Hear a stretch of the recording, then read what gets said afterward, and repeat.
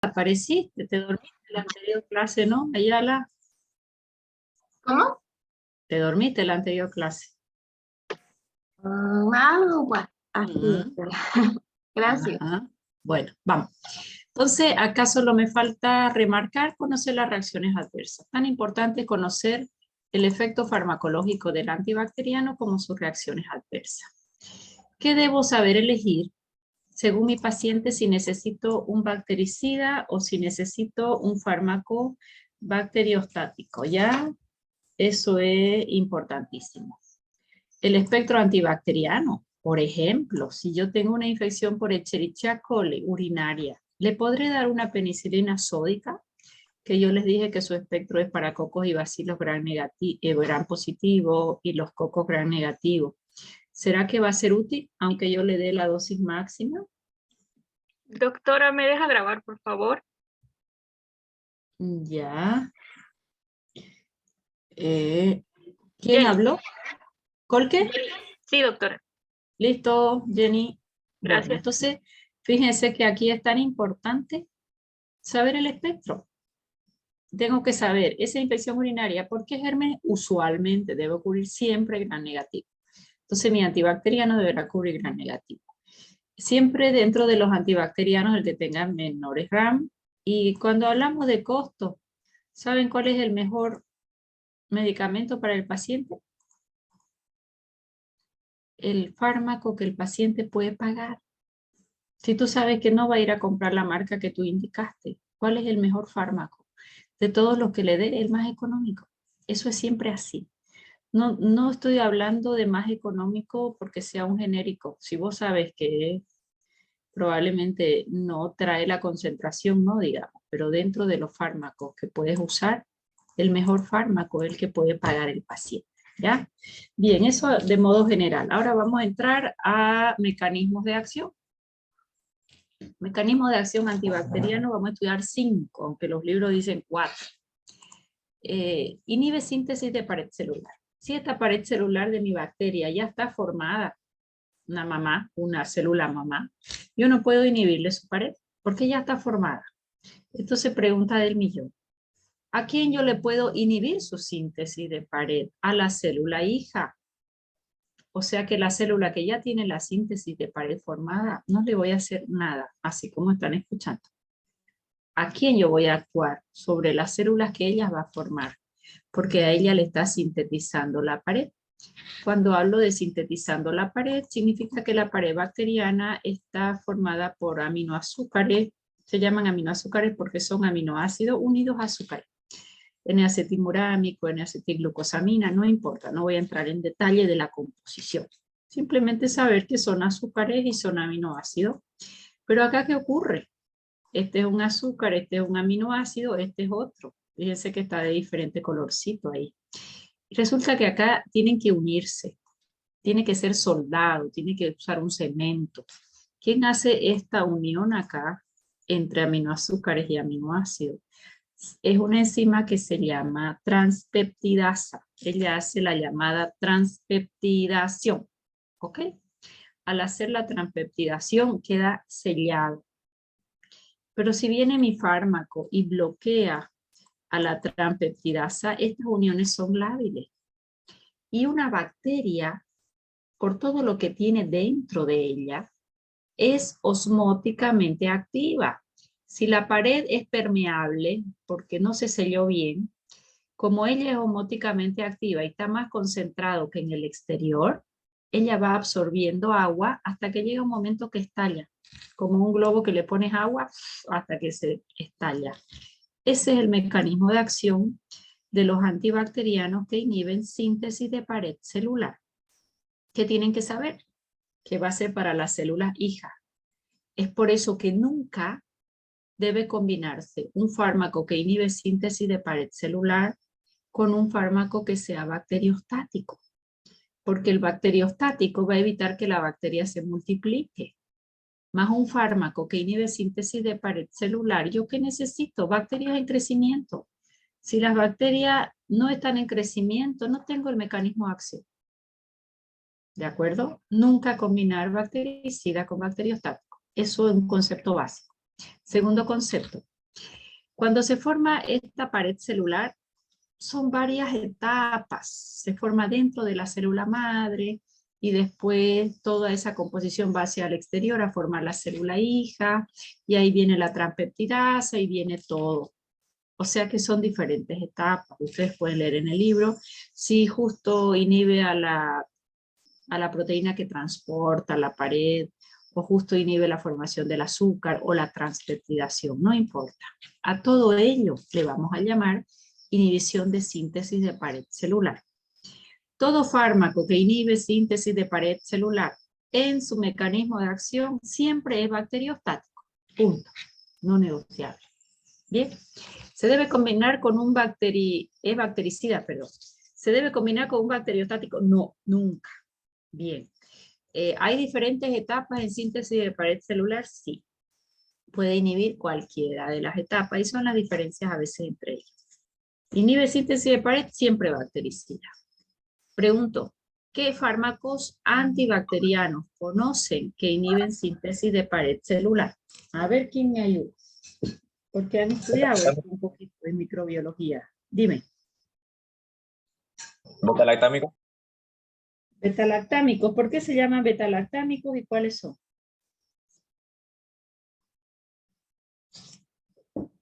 Porque presentan un anillo beta-lactámico, doctora, y tenemos la penicilina, cefalosporina y los carbapenem. Perfecto. Betalactámico. Este es el anillo. Este es el anillo betalactámico. Fíjense que acá tiene carbono, carbono, un nitrógeno y acá un carbono para unirse a una cetona. Este anillo betalactámico, por eso se llaman antibióticos betalactámicos, muy bien, Boris, penicilina y cefalosporina. Carbapenem tiene un anillo monobactámico, ¿no? Entonces fíjense ustedes que este anillo, así como está acá, betalactámico intacto, está cerrado, es el responsable de la acción farmacológica antiinfecciosa. Pero resulta que las bacterias, como son tan inteligentes, crean algunas enzimas que se les llama, unas de ellas, beta-lactamasa. ¿Qué va a venir a hacer una beta-lactamasa? Viene y lo abre este anillo, queda abierto, ya no queda unido acá, lo abre. Y ya no es el anillo, esto se llama el ácido 6-aminopenicilánico. Y cuando está abierto se llama peniciloico, no importa el nombre. Simplemente yo quiero que ustedes sepan que si vienen las beta-lactamasa y rompen este anillo, pierdo acción farmacológica antibacteriana. Y decimos que ese antibacteriano es resistente. Ya no me sirve, aunque le dé dosis altísima, perdí. ¿Qué es lo que pasa con las penicilinas naturales que son tan antiguas? Este anillo está poco protegido. Cuando está poco protegido, vienen las beta-lactamasa y lo rompen. A partir de ahí empiezan a sintetizarse, semisíntesis. A partir de ese anillo, ¿qué hace la industria de fármacos? Empieza a poner radicales que protegen este anillo. Radicales son grupos metilos, carboxilos, y lo protegen. Y ahí aparecen otro grupo de penicilinas que ya no son naturales, son semisintéticas, por ejemplo. Y van a ser las penicilinas resistentes, le llamamos a beta-lactamasa. Este anillo, lo único que han hecho es protegerlo más, para que no vengan las beta-lactamasa a romperlo o a abrirlo. Hoy en día, para eso antibacteriano y resistencia, sí. Las bacterias son muy inteligentes, ¿no? Pero la resistencia ya no es tan alta. Bien, hasta aquí entonces fármacos que inhiben síntesis de pared. ¿Quién lo hace? Lo hace la penicilina, lo hace la cefalosporina, lo hace la vancomicina, que es un glucopéptido, lo hacen los carbapenemes, que es el imipenem, ertapenem, meropenem. Todo bactericida. ¿Alguna pregunta hasta ahí? Ok. Bueno, acá solo la diferencia entre las bacterias gram positivas que las han estudiado y las gram negativas. Gram positiva, una cantidad de pared celular bellísima, mucho peptidoglicano, N-acetilmurámico, N-acetilglucosamina, aminoazúcares, amplio. Por eso se llama gram positiva. En cambio, en la gram negativa, esto es chiquitito. Sí, tienen pared celular, pero muy poca. ¿De acuerdo? Esa es la gran diferencia bioquímica entre ellas. Ya. Segundo mecanismo de acción. Fármacos que inhiben síntesis de proteínas. ¿Quién sabe dónde se sintetizan las proteínas en la célula? En los ribosomas. Muy bien, Bori. ¿Y en el humano, en qué escalón se sintetizan las proteínas? En el segmento 40S y en el 60S. Pero las bacterias, esta parte del ribosoma le vamos a llamar escalón 30. Esta parte del ribosoma más abajo se llama escalón 50. Son escalones que tiene el ribosoma donde se sintetizan las proteínas. Fíjense ustedes que en los humanos no es en el 30 y en el 50, es en el 40 y en el 60. Sin embargo, hay fármacos que también afectan probablemente en algunos pacientes el escalón 40 y 60 y por eso tienen efectos adversos a nivel de síntesis de proteínas. Muy poco, pero lo pueden tener, ¿ya? Cuando yo digo segmento 30, ¿qué significa? Que este ribosoma, en este escalón, en el 30, esto de aquí que ven que tiene formas diferentes, son códigos. ¿Códigos para quién? Es el ARN mensajero que va girando, ahí va caminando como una película de fotos que trae diferentes códigos. ¿Para quién? Fíjense que esto encaja perfectamente acá. Trae a este aminoácido. Aquí tiene otra forma. Este va a encajar muy bien, este ARN de transferencia y trae este otro aminoácido. O sea que en el segmento 30S lo único que ocurre es que el ribosoma va enfocando qué código para qué aminoácido colocar ahí. Solo los coloca los aminoácidos.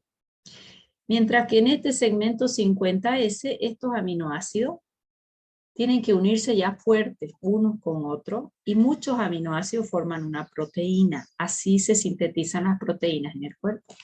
O sea que en este segmento 50 hay uniones acá importantes. Una determinada proteína. Y así es como se sintetizan las proteínas en las bacterias. Hasta aquí que les he dicho que tengo un escalón 30 y que tengo un escalón 50. Vamos a ver qué va a pasar. Hay antibacterianos que inhiben la síntesis de proteínas solo en el segmento 30S. Por ejemplo, viene este aminoglucosio, esta tetraciclina y se coloca aquí. Esta es la tetraciclina, se colocó ahí. ¿Será que este ARN de transferencia va a poder enfocarse acá? No, porque está ocupado su lugar. Eso hacen las tetraciclinas. Acuérdense que en el segmento 30 las tetraciclinas son las que bloquean. Y si ella se coloca ahí, este aminoácido no va a poder ser colocado acá y va a haber síntesis de proteína. Pero es una proteína errada, porque va a tener una secuencia diferente de aminoácidos. ¿Ese es un mecanismo de acción? Sí. Vamos a decir que estos antibacterianos inhiben síntesis de proteína en el segmento 30S. Por ejemplo, ¿quién? La tetraciclina. ¿Ok? Tetraciclina, doxiciclina es una tetraciclina también. Meclociclina también, son varias, ya las vamos a estudiar. Pero es una tetraciclina. Pregunto, ¿esta tetraciclina que inhibe un solo segmento de proteína, ¿es bacteriostática o bactericida? Bacteriostática, doctora.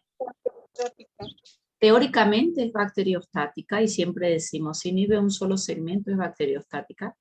Sin embargo, se ha visto que si el germen es extremadamente sensible, sí puede ser bactericida. Muy poco, pero sí pudiera ser. Pero en términos generales, cuando inhibimos un solo segmento, es bacteriostático. Muy bien. En este segmento 50S actúa cloranfenicol. Los dos son antiguos. Hoy en día fármacos de última elección. ¿Por qué? Por una toxicidad que tiene cada uno de ellos, que es complicada, ya las vamos a revisar. Resulta que en el 50S lo que hacen es acá unirse los aminoácidos para formar la buena proteína. Viene cloranfenicol y rompe las uniones. Entonces son proteínas incompletas, con una secuencia diferente también. Por lo tanto es bacteriostático. Profesora, pero yo leí que la salmonela es tan sensible al cloranfenicol que es bactericida. Sí. O sea que yo pudiera decirle que cuando el germen es muy sensible puede ser bactericida. Pero casi por norma general, si inhibimos solo el 50 o solo el 30S, son bacteriostáticos. ¿Quién inhibe a los dos al mismo tiempo? Aminoglucósidos. ¿Quiénes son aminoglucósidos? Gentamicina, micacina, cisomicina, estreptomicina, netilmicina, tobramicina.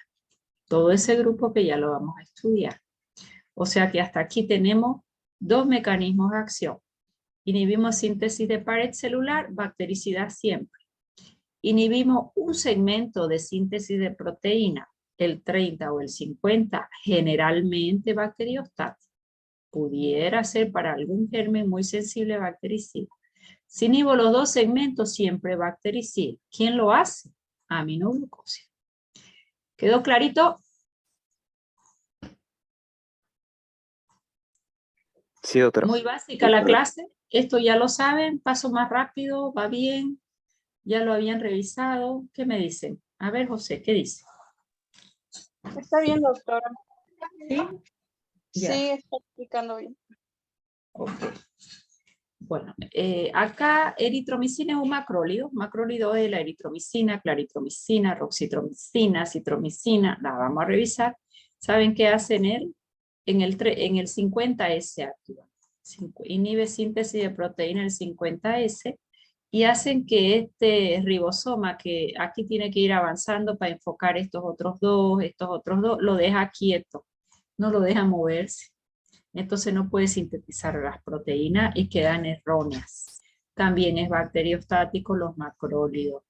Sin embargo, algunos gérmenes son tan sensibles como un Helicobacter pylori, por ejemplo, en una que se llama en una gastritis recidivante, es bastante sensible, una claritro.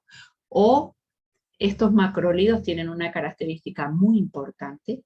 Si esta es mi célula, llegan hasta dentro de la célula. Entonces va a ser útil en bacterias intracelulares. Es la primera opción en bacterias intracelulares. ¿Ok? Ya lo vamos a revisar. Bien, entonces hasta ahí ya tenemos dos mecanismos de acción importantísimos. Inhibe síntesis de pared celular, inhibe síntesis de proteína, que puede ser en el 30S, en el 50S o en los dos. Otro mecanismo de acción, afectar a los ácidos nucleicos. Resulta que los ácidos nucleicos son las purinas y pirimidinas. Síntesis de purina y de pirimidina. ¿De dónde van a sintetizarse o sacar estas bacterias su materia prima para formar purina y pirimidina? Lo hacen a partir del ácido fólico. ¿Qué vitamina es el ácido fólico?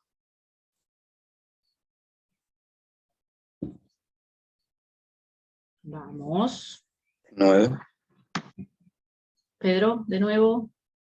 El B9, doctora. Sí, señor. La B1, ¿cómo se llama? Voy a matarlos. Tiamina, B2, riboflavina. B6, piridoxina. Piridoxal o piridoxina. B9 es el ácido fólico. B12 es la cianocobalamina. Ya, entonces a partir del ácido fólico, el ácido fólico de mi organismo, no de la bacteria. O sea que estas bacterias lo toman, ¿ya? Para formar ácidos nucleicos lo toman del medio, ese ácido fólico, y él es inactivo todavía, pasa a dihidrofolato, dihidrofolato pasa a tetrahidrofolato, y recién forma purinas y pirimidinas, ¿ya? Pero para pasar a dihidrofolato, acá tengo una enzima, para pasar de dihidro a tetrahidrofolato hay otra enzima. ¿Qué es lo que pueden hacer nuestros fármacos? Por ejemplo, las sulfa pueden inhibir a esa primera enzima y se forma una síntesis errada de ácido nucleico y ella es bacteriostático. Pero viene otra sustancia que se llama trimetoprima, inhibe a esta segunda enzima. Dihidrofolato reductasa, esta se llamaba dihidrofolato sintetasa, esta reductasa. Viene la trimetoprima y bloquea la segunda enzima, la sulfa bloqueaba la primera. Cuando bloquea cada una por separado, entonces ellas son bacteriostáticas. Si bloquea la sulfa a la primera enzima, ella es bacteriostática. Trimetoprim a la segunda enzima, ella es bactericida. Pero si yo combino una sulfa más una diaminopirimidina, que es el grupo químico de la trimetoprima, ¿qué va a pasar acá? La sulfa generalmente es el sulfa-metoxazol. Es una sulfa de acción intermedia porque trimetoprima es de acción intermedia. Más la trimetoprima. ¿Qué va a pasar acá? La combinación de estos dos se llama cotrimoxazol. Cotrimoxazol es un nombre genérico que la OPS lo asimila como propio en el sentido de que son dos principios activos a concentraciones fijas. 5 partes de sulfa por una parte de trimetoprima. Así se compone el cotrimoxazol. ¿De acuerdo?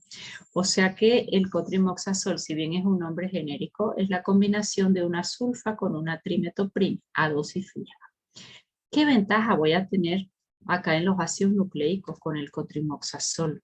Que actúa como bactericida. O sea que al inhibir las dos enzimas para formar los ácidos nucleicos, ella es bactericida. ¿Qué otra ventaja grande tengo? Que la sulfa, su espectro es muy bueno en gram positivo. La trimetoprina muy bueno en gram negativos. Unidos para formar el cotrimoxazol a dosis fija, ellos son de amplio espectro. Entonces ya vamos a estudiar al cotrimoxazol. Solito lo estudiamos porque él no tiene un grupo químico porque se compone de 2. Lo estudiamos como bactericida y de amplio espectro. ¿Quedó mejor? ¿Preguntas? O sea que cuando decimos cotrimoxazol no es un solo fármaco, son 2 fármacos. Ya lo vamos a revisar y encima de amplio espectro. ¿Quién sabe para qué infección usó un cotri? Si se ponen ahí en la farmacia a escuchar a qué paciente le dan cotrimoxazol.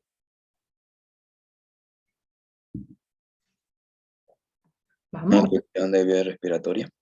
Sí, has escuchado cuando hay otitis, cuando hay faringitis, cuando hay sinusitis, ¿qué más?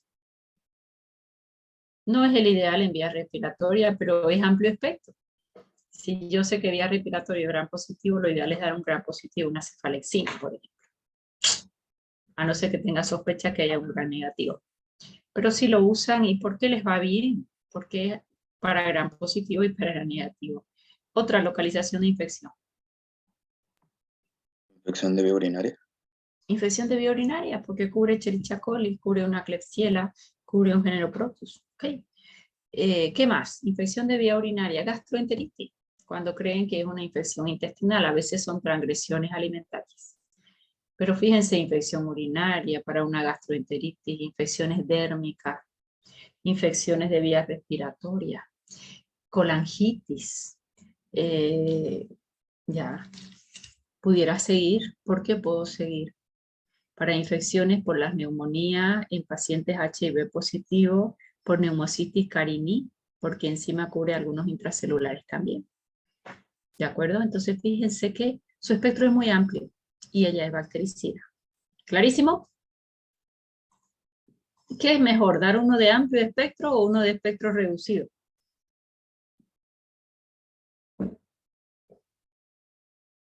Vamos. Espectro reducido, doctora. Espectro reducido, doctora. ¿Por qué? Porque es más específico para esa bacteria y no podemos barrer la flora. Ok. No siempre se puede, porque a veces pudiera yo desconfiar que hay de los dos, por ejemplo, una infección cavidad cerrada en abdomen, hay gram positivos, gram negativos y anaerobios, ¿no? O sea que a veces sí es de elección, uno de amplio espectro sí, pero hay infecciones donde los gérmenes son ya muy conocidos, quiénes son los que van a producir la infección. Por ejemplo, una faringoamigdalitis, una faringitis, ¿quién es el germen más usual? Streptococcus pyogenes. ¿Y quién es 99% hasta hoy en día sensible a un Streptococcus pyogenes? Penicilina G sódica, penicilina G, y lo ideal va a ser una benzatínica para colocar un solo pinchazo a ese paciente. porque si le coloco la sódica, esa es en vena y no lo voy a internar por una faringitis o una faringoamidalitis. ¿Se dan cuenta? Entonces, en ese caso no tiene sentido darle un cotrimoxazol, que sí va a cubrir gram positivo, pero me va a cubrir muchas bacterias más. Entonces, siempre tengo que saber cuál es el más usual, cómo se están comportando los antibacterianos. La penicilina es muy resistente para casi todos, para muchas bacterias, pero no para el Streptococcus pyogenes. Hasta el día de hoy sigue siendo sensible, no sabemos por qué. Para el neumococo, como se ha dejado de usar la penicilina en todas las instituciones privadas, es como que ella rescató sensibilidad. Y si ustedes van a un hospital de niños, si van a un hospital público, penicilina poco tóxica, económica y sensible. Neumonías en los niños, usamos muchísimo penicilina.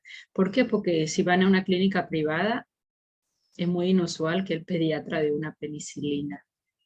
¿Por qué? Porque penicilina resistente. Como se dejó de usar por varios años, en la forma que la usaban, se ha rescatado la sensibilidad. Muy bien. Todo lo que yo hablo no es al 100%. ¿Que puede haber una bacteria resistente? Sí. Eso depende de muchas cosas. Otro mecanismo de acción que también en los ácidos nucleicos, resulta que estos ácidos nucleicos, si yo lo desdoblaría de la bacteria, no entraría dentro del núcleo de la bacteria. ¿Por qué? Es que puede entrar, porque hay esta enzima llamada girasa que hace este superenrollamiento del DNA, y lo hace la enzima girasa. ¿Qué va a pasar si yo la bloqueo a la girasa? No se va a desdoblar el ADN, doctora. Y muy No bien. se va a poder utilizar ARN mensajero. En realidad no va a entrar dentro del núcleo, la va deformando hasta que la destruye. Ojo, hay fármacos que afectan los ácidos nucleicos, bactericidas y bacteriostáticos. Ya lo vamos a estudiar. Por ejemplo, las quinolonas, las hay fluoradas y las hay no fluoradas. Todas inhiben a la girasa. Las fluoradas tienen mucho mayor efectividad en su mecanismo probablemente que las no fluoradas. Ya las vamos a ver. Capaz porque las otras son más antiguas, porque hay mayor resistencia o porque la inhibición de la girasa no es como las fluoradas, ¿no? Ya lo vamos a revisar, pero generalmente los inhibidores de la girasa solo lo tienen este mecanismo de acción las quinolonas, que las hay fluoradas y no fluoradas. Estas generalmente son bactericidas. Generalmente son bactericidas. Hay otro mecanismo de acción que lo usan fármacos para TB y ese mecanismo se llama antimetabolito. Por ejemplo, el Mycobacterium tuberculosis, él no puede hacer para sí su alimento, lo tiene que tomar de mi organismo y lo toma a través de la vitamina B6, que es el piridoxal. La vitamina B6 es la piridoxina, ¿no? Piridoxina, piridoxal, ellos están en equilibrio. Entonces, para el Mycobacterium de mi organismo, al piridoxal lo transforma en piridoxal fosfato. Y para pasarlo a piridoxal fosfato, acá interviene una enzima que se llama piridoxal fosfoquinasa. O sea que lo que hace el paso de vitamina B6 para ser fuente de energía para el Mycobacterium es transformarlo, meterle grupo fosfato. Entonces ya el Mycobacterium feliz va a usar la energía gracias a esta enzima que yo la tengo en el organismo, piridoxal fosfato. ¿Qué viene? Ay, ya lo bloqueé todo. ¿Qué viene a hacer? Por ejemplo, la isoniazida, que es un fármaco tuberculicida. No se lo debe dar solo porque se crea resistencia rápido, pero él destruye la bacteria, tuberculicida le llamamos. Lo que va a hacer es inhibir a la piridoxal fosfato. Entonces, el microorganismo, al no tener a la piridoxal fosfoquinasa, perdón, al no tenerla, no va a haber fuente de energía para el Mycobacterium y él va muriendo. ¿Quedó claro? Ese es el mecanismo de acción que llamamos antimetabolito. Algunos libros lo dan, no todos. Con eso termino mecanismos de acción diciendo fármacos que inhiben síntesis de pared celular, fármacos que inhiben síntesis de proteína en el segmento 30, 50 o en los dos, fármacos que actúan a nivel de los ácidos nucleicos, ya sea la formación de las enzimas para formar purinas y pirimidinas o inhibiendo a la girasa y el antimetabolito. Hay otro mecanismo de acción que no es para las bacterias, sino para los hongos, que es la inhibición de la membrana celular. Pero ya la vamos a ver, eso es un antimicótico. ¿Ok? Preguntas hasta aquí. Bueno, creo que ha sido un repaso porque esto alguna vez lo han estudiado en microbiología. Este triángulo de Davis me interesa extremadamente mucho. ¿Por qué me interesa mucho? Vamos a ver qué yo preciso saber del antimicrobiano para hacer una buena terapia antiinfecciosa, qué necesito ver del paciente y qué necesito saber del microorganismo.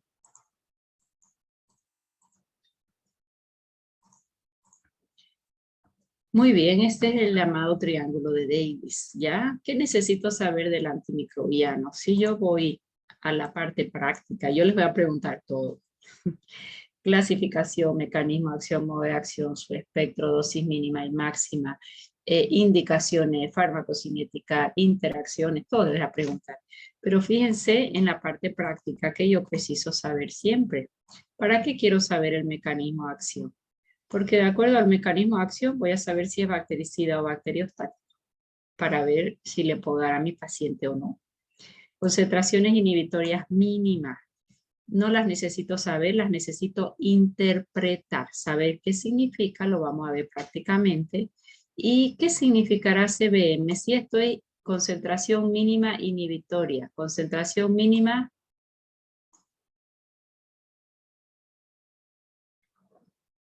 bactericida, profesora, porque usted ha dicho que inhibe la bacteria, pero si el fármaco tiene como mecanismo de acción matar la bacteria, tengo que saber por cuánto yo debo multiplicar para entrar a la concentración bactericida. ¿Ok? Este efecto postantibiótico es interesante. Fíjense ustedes que acitromicina doy una sola por día, de 500, de 250 o de 1000, one for day. En clamidia, 2 gramos juntos y más nada, y la destruye a la clamidia. Trachomatis, sí, trachomatis, ya. Fíjense ustedes que después estudia esa bacteria y el paciente no tomó más acitromicina. Y ella está bajo su efecto todavía 2 días, 3 días, hasta 5 días. Eso es un efecto postantibiótico. En cambio, si pongo la penicilina ahora en sangre, eso en mi vida es nada, se va en 2 horas. Estudio esa bacteria a la hora 6, a la hora 8, a la hora 12, ni vestigios del antibacteriano. Ya no queda bajo influencia del antibacteriano. Entonces, penicilina natural no tiene efecto postantibiótico. Sí lo tienen los macrólidos. Acitromicina doy una por día. Sí lo tienen quinolonas floradas, un poquito menos que los macrólidos, pero también lo tienen. ¿Ok? Probablemente esté relacionada con el efecto intracelular, probablemente. De la farmacocinética, ¿por qué me interesa saber? Para saber si mi fármaco llega o no a localización de la infección. Y tengo que saber también cómo está la función renal y hepática en el paciente, ¿no? Debo saber qué concentración llega hasta la infección. A meninges va a llegar nada, no me sirve meningitis. En vía urinaria no va a llegar casi nada de fármaco porque todo se biotransforma y se va por el intestino. Más bien me va a servir para una gastroenteritis. Entonces fíjense la importancia de saber esta farmacocinética. La toxicidad, obviamente, yo siempre les he enseñado desde el primer día de clase. Es tan importante saber la efectividad del fármaco como la toxicidad. Eso se llama iatrogenia voluntaria. Yo le voy a dar un fármaco, más sé qué efecto adverso va a producir.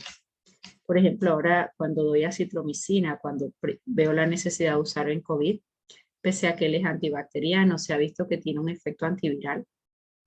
Fíjense ustedes que ¿qué hay que decirle al paciente? Porque te va a llamar a las 2 de la mañana. Puede dar diarrea. Está dentro de lo posible, a veces un poquito de dolor tipo cólico, pero no es que va a entrar 100 veces al baño. Va a entrar una vez, pero va a ser diarrea, porque los macrólidos acitromicina estimula la motilina, que es una enzima, que aumenta el peristaltismo intestinal. Entonces eso lo tiene que saber el paciente. Yo me tengo que anteceder. Diferente que me haga un cuadro diarreico de ir 10 o 15 veces al baño en 2 horas. Eso no lo hace acitromicina. ¿De acuerdo? Ahí yo tengo que investigar qué es lo que está pasando. A veces el virus toma intestino y nos da cuadros diarreicos. De momento hidratar al paciente, ¿no? Pero no se la puedo achacar probablemente a la acitromicina. La toxicidad, tratamiento, costo, eso obviamente, ¿no? Y del paciente, ¿qué debo saber? Lo más importante, sistema inmune. Sistema inmune, para ver si doy un bacteriostático o si doy un bactericida. Debo saber si hay embarazo o no, debo saber función renal y función hepática y si no es alérgico, ¿no? Eso es lo básico que voy a aprender, que tengo que saber de un paciente. Y de microorganismos esto es interesante porque esto va cambiando. La ecología de las bacterias va cambiando muchísimo. Y sí necesito saber su sensibilidad. Pero el libro dice que la penicilina es sensible a Staphylococcus aureus. Pero busque un libro más nuevo y te va a decir es naturalmente sensible. Pero ya esa bacteria creó resistencia. Entonces se llama resistencia adquirida. Dos tipos de resistencia hay, eso me lo aprenden bien. Resistencia natural y resistencia adquirida. ¿Qué es resistencia natural? Resistencia natural es que la penicilina sódica, que su espectro es gram positivo, nunca fue sensible para una Escherichia coli. Eso es resistencia natural, nunca fue sensible. Ah, pero el libro dice que la penicilina es para gram positivo y que es sensible a Staphylococcus aureus. Efectivamente. Pero ya ese Staphylococcus aureus, que capaz es la más inteligente de todas las cocos gram positivos, hizo beta-lactamasa y destruyó a la penicilina, su anillo, y es resistente. Ella era sensible cuando recién se introdujo al mercado y se usó muchos años. Hoy en día, el 99.9% de los Staphylococcus aureus probablemente son resistentes a la penicilina natural. ¿De acuerdo? Eso se llama resistencia adquirida. Esa es la diferencia entre una resistencia natural y una resistencia adquirida. Toda esta epidemiología y resistencia a la bacteria es muy variable siempre hablo yo de los hospitales, de un hospital a otro. No es la misma la resistencia que hay en el hospital de niños que en el San Juan de Dios que en el japonés. Eso cada uno es como que tiene su perfil, si bien se pueden extrapolar datos, es como que es ese quirófano, son esos médicos, es esa población, son esos pacientes. Y eso es muy dinámico. Yo trabajé mucho, muy de la mano con el laboratorio cuando trabajé en terapia, porque habría que ir viendo el perfil de sensibilidades para nosotros ir rotando principalmente nuestros antibacterianos empíricos. Los empíricos es lo que empiezas a dar pensando en qué bacteria puede ser, más no siempre el empírico va a tener éxito. Sale el cultivo y dice resistente, ¿no? Cuando el fármaco sale resistente, pero tu paciente va bien, ahí discutíamos mucho en terapia y dejábamos el fármaco, porque no siempre se puede extrapolar desde una caja de Petri, desde un medio de cultivo al paciente, donde el paciente tiene el sistema inmunológico y muchas cosas que pueden terminar con la bacteria. Siempre la clínica sobre el laboratorio es soberana, ya eso aprendanlo. Eso hemos discutido tanto con los médicos cuando yo trabajaba en terapia, porque salía resistente y ya estábamos en su día número 5, capaz, del antibiótico y el paciente iba con buena evolución. Mejoraba la saturación, todo iba mejor, si era una neumonía. Entonces normalmente dejamos el fármaco. Siempre la clínica es mandatoria sobre el laboratorio. ¿Quedó claro?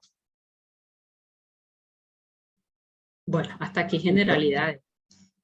Vamos a esperar 7 minutos, ahora se va a cortar y voy a empezar penicilina. Dime, Daniel, a ver si tienes tiempo. Daniel.